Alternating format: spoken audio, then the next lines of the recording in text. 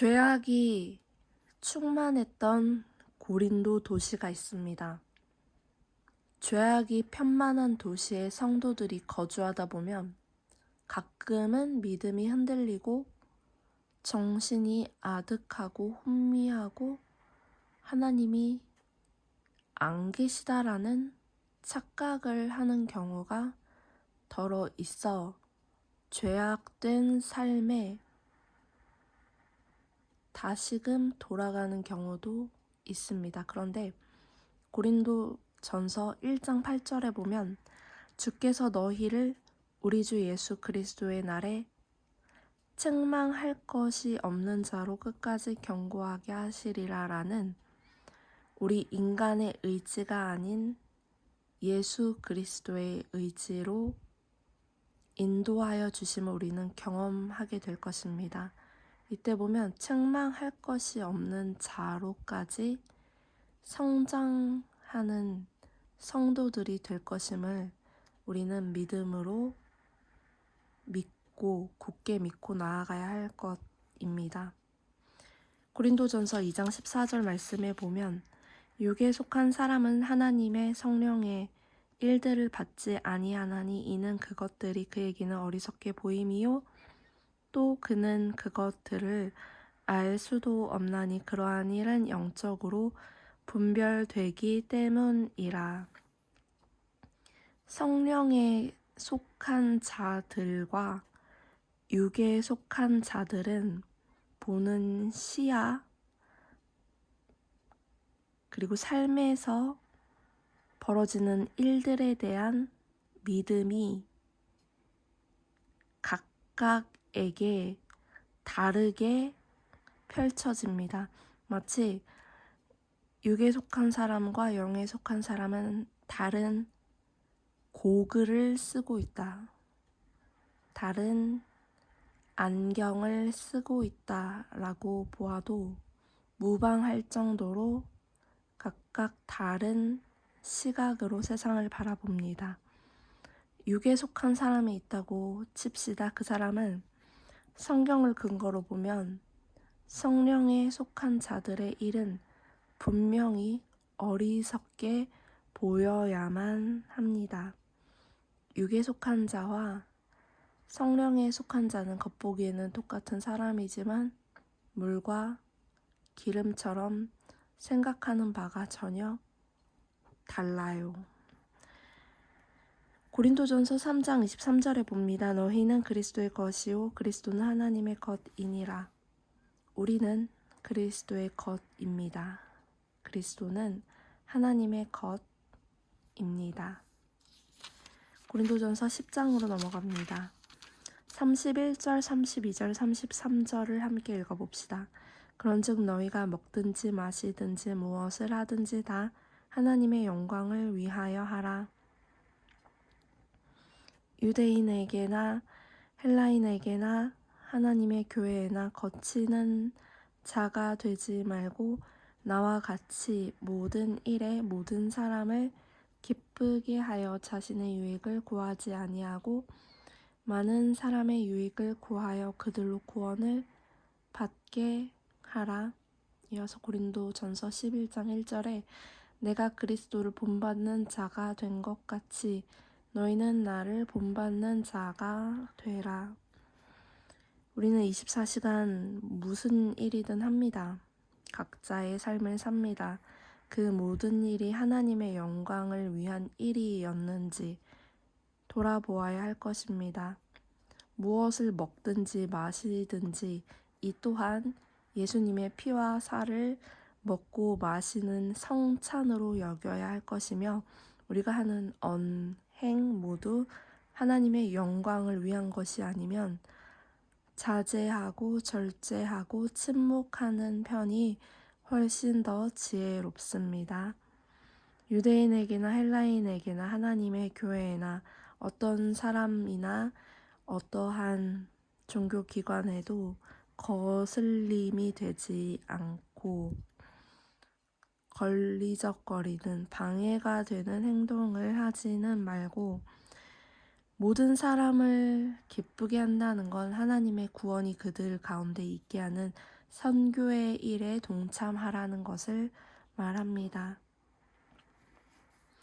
고린도전서 2장으로 다시 돌아가 봅니다.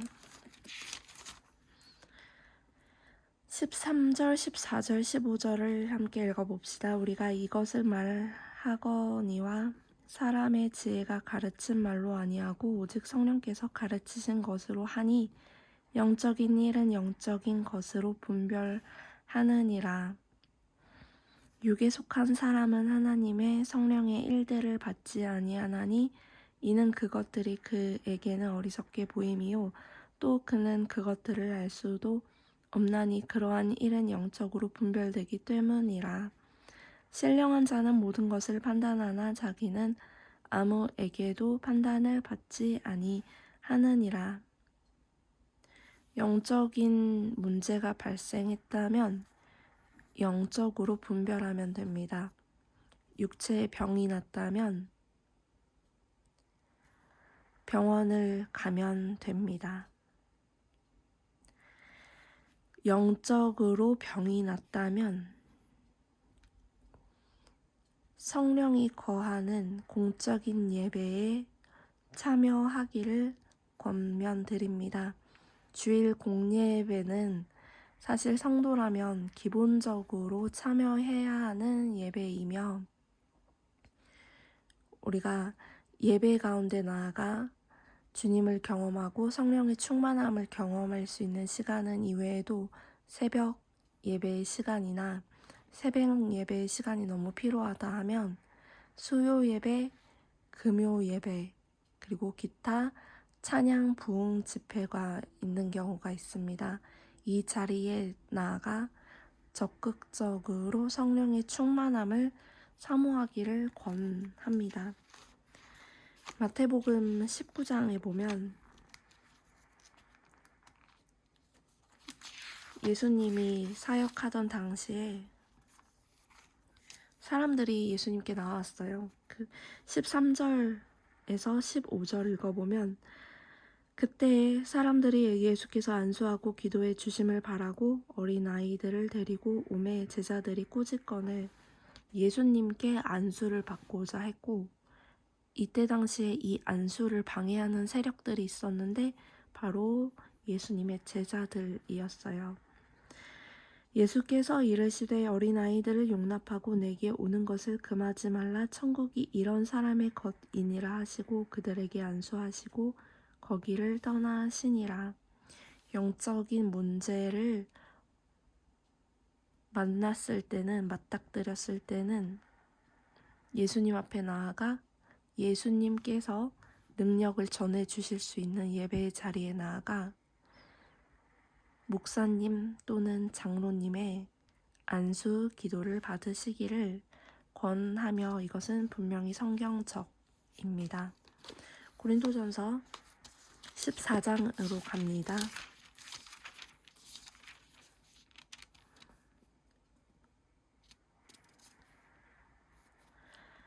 5절 말씀에 보면 나는 너희가 다 방언 말하기를 원하나 특별히 예언하기를 원하노라.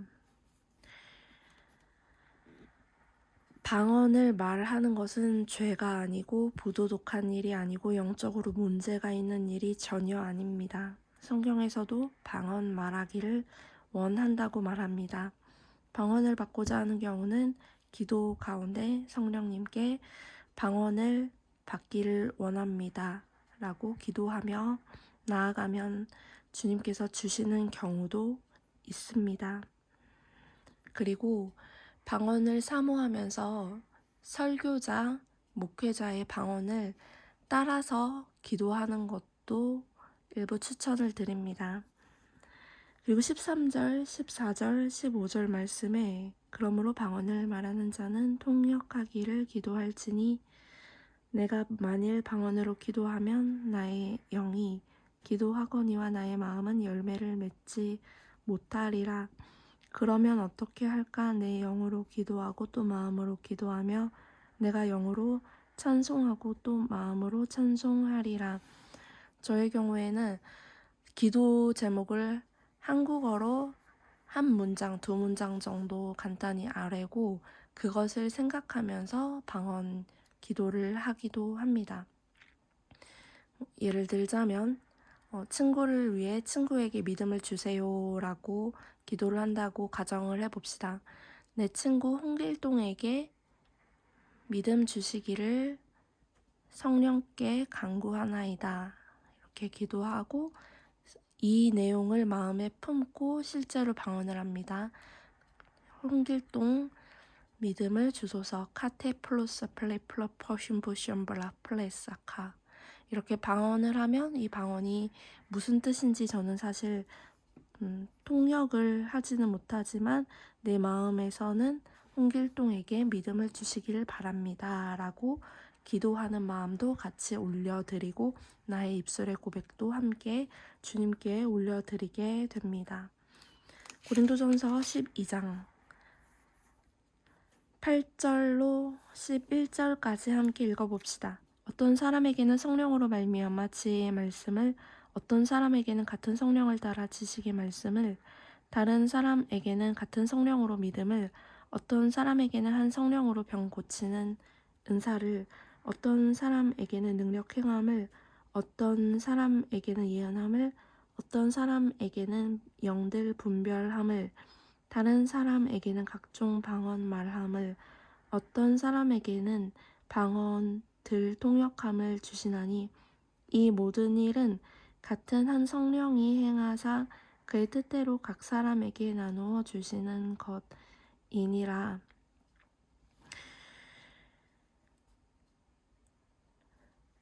우리 성도들에게는 하나님께서 은사를 주셨습니다. 독특하게 각자의 달란트로 다양한 은사들을 나누어 주시는데 12절에서 보면 한 몸 된 그리스도라, 한 몸인과 같이 그리스도도 그러하니라. 14절에 몸은 한 지체뿐만 아니요 여럿이다. 우리가 한 몸 된 성도라면 삐걱거리지 않고 서로가 서로를 위해 도움을 주는 자들일 것입니다. 사실 세상에서는 서로 다른 신을 섬기기에 각자의 신을 섬기는 자들이 모여서 함께 일을 하는 비즈니스 현장 가운데에서는 서로를 죽이고자 하는 경우에 사람들의 관계도 경험할 수 있지만 교회에서는 성령 안에서 한 공동체를 이루었다라면 서로가 서로를 돕는 역할을 하게 됩니다. 사람 자체가, 동역자 자체가 신뢰할 만한 은사자로서 기능을 하게 됩니다. 그렇기 때문에 우리가 주일에 우리의 영적인 어려움들을 토로하고 서로가 함께 기도하는 그런 공동체의 모임에 반드시 참여할 필요가 있습니다. 우리는 연약하여서 고린도와 같은 죄가 많은 도시에서 월요일부터 토요일까지를 보내면 아마 영적으로 너덜너덜해지는 사람도 분명히 있을 것입니다. 이때에는 주일 예배에 참석하여 성령의 생수를 마시고 공동체 일원과의 교제를 통하여 우리의 마음의 어두움들을 토로하고 같이 해결하고자 하는, 서로 돕고자 하는 마음을 가진 자들과 함께 모여서 기도하여 회복한 상태로 다시 주중의 일상의 영적인 전투에 참여해야 할 것입니다.